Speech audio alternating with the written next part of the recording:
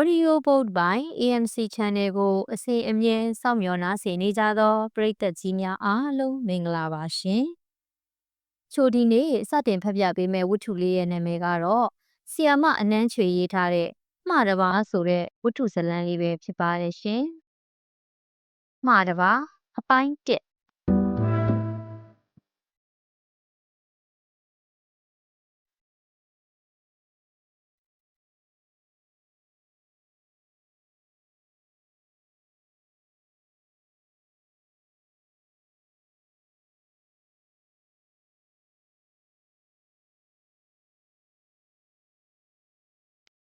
အချိန်ကကိုလိုနီခေတ်ဟိုတယ်ရှိတစည်းပြီးတစည်းထိုးဆိုင်လာသည့် ပို့စ်ကားတွေနဲ့စိန်ခံကားတချို့ဟိုတယ်၏အပေါဝါတွေဖဲကျိုးရှည်ကြီးတွေအလှဆင်ထားက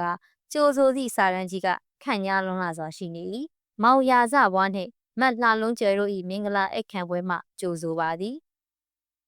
ရုံးဝေဦးမောင်ဆန်း၏တူကြီးသောသားဖြစ်သူရာဇဘွားအတိုင်းဝိုင်းကြီးသလိုမိခင်ဖြစ်သူကလည်းကြောက်တွင်းတတိမကြီးမို့နာမည်ကျော်စောမှုဂုံတရင်အရှိန်ဝါအမတန်ကိုကြီးမားလွန်လာသည်ထိုကဲ့သို့သောဂုံတိတ်ခါရှင်ကြေးရတဲ့မိသားစု၏ချွေးမဖြစ်သူသည်အဘယ်ကဲ့သို့သောမိန်းကလေးပါလဲလှလွန်ကျွဲကအမျိုးသားကျောင်းအုပ်ဆရာမြင့်ကျွဲ၏တူးသည်သောသမီးကလေးဖြစ်သလိုရာဇဘွားထက်9နှစ်ထိုင်ငယ်သည်ပညာအရေးချင်းလိမ္မာပါနှက်မှုချစ်စပွဲအရေးချင်းတို့ဖြင့်ပြည့်စုံသည့်ကလေးမှာပဲလှလွန်ကျွဲမြန်မာထိုင်သိမ်းဝတ်စုံလေးဖြင့်စရုံးလေးထုံးအလှပြင်ထားသည့်ကိုပုံစံကိုမှန်နှဲပြင်ကြည့်ရင်အေးဆက်နေသည့်လက်ချောင်းလေးတွေအချင်းချင်းစုပ်ကိုင်ထားမိ၏စိတ်လှုပ်ရှားနေတာရောဝမ်းသာဝမ်းနည်းမှုစုံလင်သည့်ခံစားချက်တွေဖြင့်အမျိုးအမည်မသိသောခံစားချက်တွေကရောပြောနေ၏ကဲသတို့သားတို့သမီးထွက်ဖို့အချိန်ရောက်ပြီလေဘာမှလဲတို့သားရာဇဘွားတိုက်ပုံကိုလေးဖြင့်စွာထပ်ဝစ်လိုက်ရင်အသက်ကိုပြင်းပြင်းရှူရှိုက်လိုက်ရသည်ချစ်ရပါသောသမှုရိယာလေးဤငိုမယောင်မြုံဝန်းနေကိုပြေးမြည်မိသလိုတနာစရာကောင်းလိုက်သည့်မိန်းကလေးအားနာကျင်စေမိတဲ့အတွက်စိတ်ထဲမှတိုးချိုးတောင်းပန်လိုက်မိသည်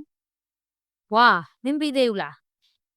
တတိုးသားအရန်ဖြစ်သည်သူတငယ်ချင်းဆရာဝန်ကိုမြင့်စိန်ကပြေးလာပြောရင်မျက်ရည်စအချို့ဖြင့်သူ့ကိုမြင်တော့စိတ်မကောင်းသလိုတက်ပြင်းချ၏သူအခန်းတကားစီမျက်နှာမူလိုက်ရင်မှသွားကြရအောင်မြင့်စိန်မင်္ဂလာပွဲကစီကားတာထက်ကိုပုံမိုစီကားတိုက်ဝန်းလာသည်ဟုတ်တယ်လေရာဇဝါဆိုတာလမ်းဘေးကကလေးကချီကောင်မှမဟုတ်ပဲဒါကြောင့်လဲရွေးချယ်စရာမဲ့ခဲ့ရသည်ပေါ့လှလုံးကျွဲရာဇဘွားအတန်ကမာမာတောက်တောက်ကြီးဖြစ်နေပေလိမ့်မည်တို့ပေမဲ့သူ့ကိုကြည်လင်စွာပြုံးပြရင်ငေးကြည့်လာသည်ကလှလုံးကျွဲသူမမျက်နှာမှာပျော်ရွှင်မှုကြည်နူးမှုသူ့ကိုပိုင်ဆိုင်ရမှုပေါ်ဂုံယူဝင့်ကြွားမှုတို့ကအထင်သာပေါ်လွင်နေ၏မင်းအယမ်းလှတယ်ကိုစကားကြောင့်ကျွဲနှစ်ချိုက်စွာပြုံးမိသွား၏လောကမှာလှတဲ့အပြောခံရလို့မပျော်ရွှင်တဲ့မိန်းကလေးမှမရှိပဲအထူးသဖြင့်ကိုငယ်စဉ်ကတည်းကတိတ်တခိုးသဘောကျမျက်နှိုးခဲ့ရသောအမျိုးသားစီမှကြားရတာမို့အတိုင်းထက်အလွန်ကြည်နူးပီတိဖြစ်မှုကိုခံစားရသည်ကိုသူမကိုလက်ထပ်ခွင့်တောင်းခဲ့ခြင်းကိုလည်းမင်္ဂလာပွဲကျင်းပနေစဉ်တော်တွင်ပြေးသတိရမိသေးသည်တင့်တော်တဲ့နေရာတင့်တော်တဲ့အချိန်မဟုတ်သည့်မြင်းလဲစီကကိုအိမ်မှပြန်လာစဉ်ကဖြစ်သည်ကျွဲ့ကိုမြင်းလဲဖြင့်အိမ်ပြန်လိုက်ဖို့ရင်တလန်းလုံးတိတ်ဆိတ်ငြိမ်သက်နေသည်မှာမင်းကိုစနီးလုံးလားလှလွန်းကျွဲတယ်လေ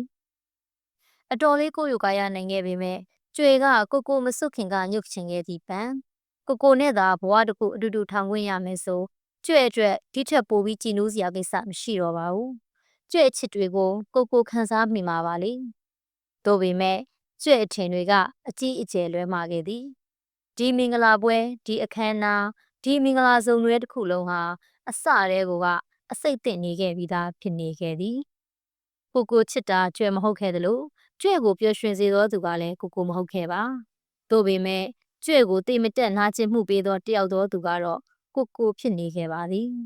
မင်္ဂလာပွဲကစီကားတိုင်တိုင်လွန်းသလိုနှစ်ဖက်မိဘအတိုင်းဝိုင်းဟာတာမန်မှမဟုတ်သလိုတစ်ဖက်ကကြီးကြီးတဲ့ချမ်းသာ၍တစ်ဖက်ကပညာကုန်ကြီးသည့်လူရန်စားရင်ခုန်ရစိတ်လှုပ်ရှားလွန်ဟာသဖြင့်ကြွက်လက်ပြားတွေကအေးဆက်နေခဲ့သည့်တိုင်ချစ်မြတ်နိုးသူကခင်မွန်းလင်ယောက်ျားဖြစ်လာသည်မို့ကြွက်အပြုံးတွေကဝေဆဆာကိုရှိနေခဲ့သည်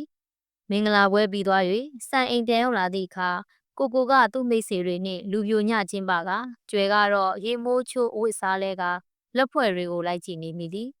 လာလိုက်တဲ့လူတွေဆိုတာလေကြည်စမ်းမအောင်လက်ဖွဲ့တွေဆိုတာတခန်းတစ်ခုလုံးအပြည့်ပဲ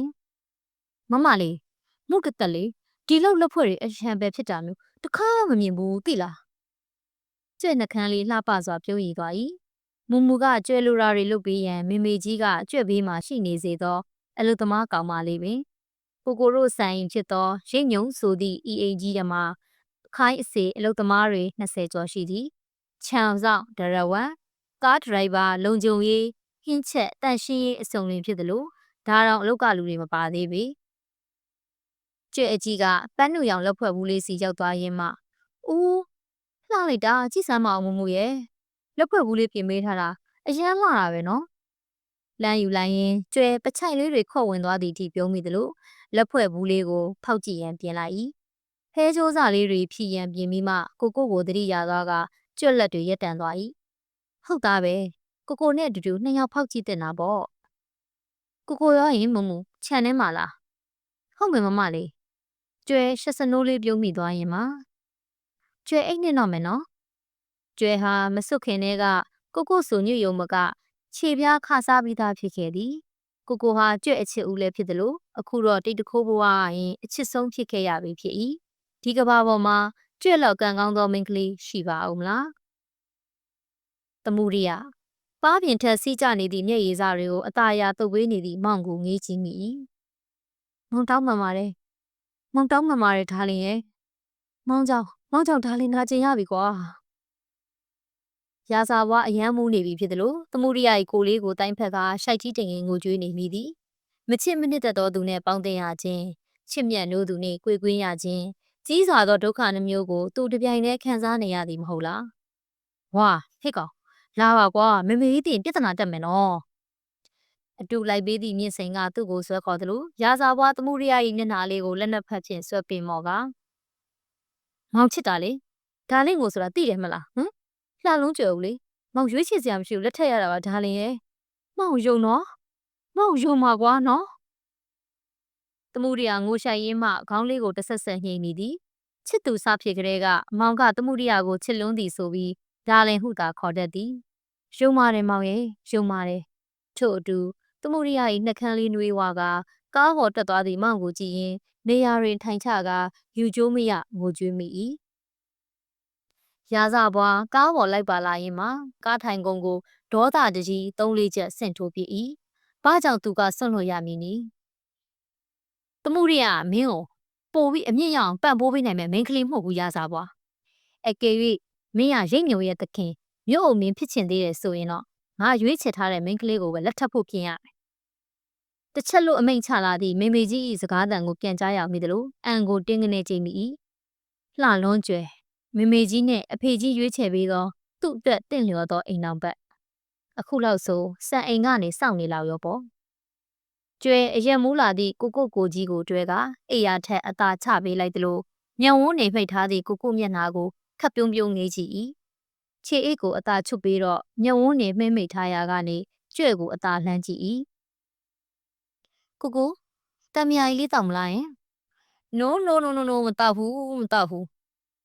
ကိုဟာမြန်မာစကားကိုပြောသည့်ခါတိုင်းဘိုးလိုညက်ညက်ပြောတတ်တယ်လို့ပညာတတ်တထေးသားပြီးဗြိတိရှတွေနဲ့စကားပြောရတွင်လည်းအင်္ဂလိပ်စကားကိုကျင်လည်စွာပြောနိုင်သည်သူပဲကျွဲပါလို့ပြရအောင်လဲကျွဲစကားမှာရည်စရာဘာမှမပါပေမဲ့လည်းကိုဟာတဟုံးဟုံးဖြင့်ရီမောလာသည်ကျွဲဟာကိုသိချစ်သူမှုအပြုံးရီမောမှုတွေကိုညက်နိုးနှစ်ချိုက်သူဖြစ်လင်ကစားဒီလိုရည်တံမျိုးတော့တကားမှမကြားဘူးသလိုရင်ထဲစိုးရိမ်စိတ်ကလေးပင်ဝင်ကစက်သိမ်းထားမိ၏ကျေနပ်ခြင်းလားနာကျင်ခြင်းလားလောင်ပြောင်ခြင်းလားအမျိုးမီမသိသောရည်တံကြောင့်ကြွက်လက်မှကြက်သီးမွှေးလေးများဖြင့်ထောင်ထလာ၏လာခဲ့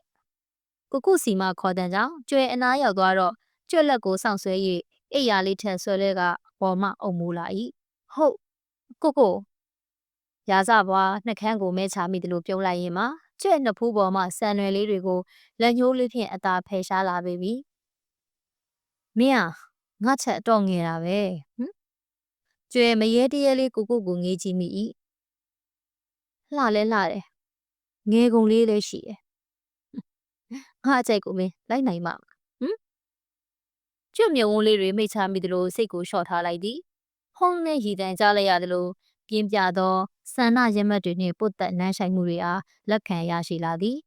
အထီးအတွေ့ဆက်ဆံမှုတွေကညင်သာစွာမရှိသလိုကိုနှုတ်ခမ်းကနေချစ်စနိုးခေါ်တံလေးထွက်လာ၏ချစ်တယ်ဒါလင်ရဲ့တဲ့မနက်စာစပွဲကသေချာပြင်ဆင်ထားသဖြင့်ကြွယ်ငေးကနေကြည့်မိသလိုကိုဘေးမှခုံနေဝင်ထိုင်လိုက်၏မေမေကြီးကကြွယ်ကိုကြည့်ရင်ကြည့်ပါအောင်ဖေးရဲ့လိုက်ဖက်လိုက်တဲ့စနီးမောင်လားကျွဲပြုံးမိသလိုရာစာဘွားကခက်တီတီပဲပေါမုတ်ကိုလမ်းယူတာမို့ကျွဲရိုဘူးလေးယူပြီးပေါမုတ်ကိုတုပ်ပေး၏ရပြီကို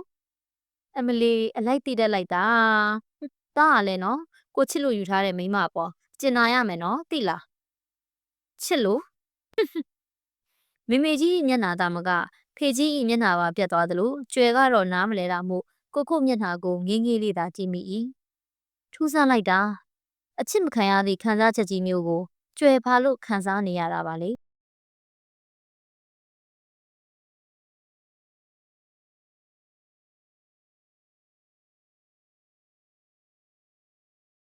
မှာဓမ္မအပိုင်းတလေးကတော့ဒီနေရာမှာပဲပြီးဆုံးသွားပြီဖြစ်ပါတယ်ရှင်အပိုင်းနှစ်လေးကိုမကြခင်မှာဆက်လက်တင်ဆက်ပေးသွားအောင်မှာဖြစ်လို့ဆက်လက်စောင့်မျှော်နားဆင်အားပေးကြပါအောင်ရှင်